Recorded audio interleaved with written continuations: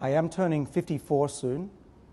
And like most of us, if we just look at today's medicine, someone my age has much fewer days ahead than behind them.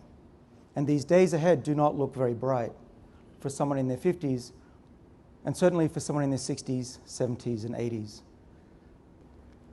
And the longer I live, and the more research that I see, and the results that are coming out from not just my group of 20 scientists at Harvard, but around the world, including here in the UAE, tells us that this change in medicine is coming.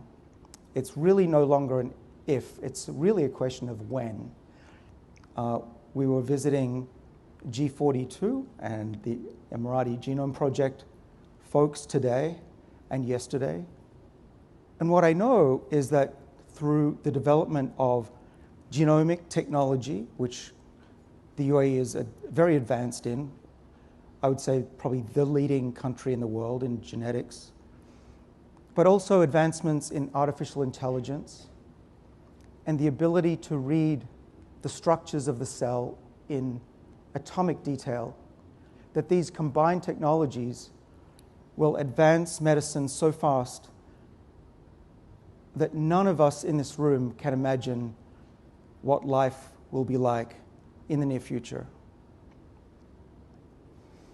I'm also here to tell you that there's been a really remarkable discovery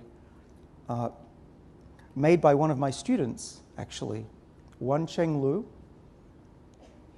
He's now 30 years old, and when he was about 27, he made what I think is one of the most remarkable discoveries of a lifetime. What he discovered, as I'll tell you today, is that there is a backup copy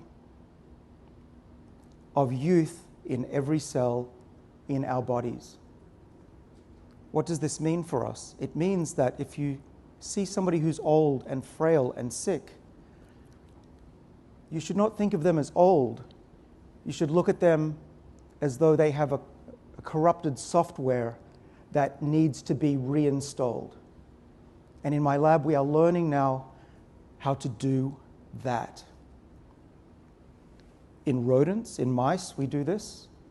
We are now learning to do this in non-human primates, monkeys.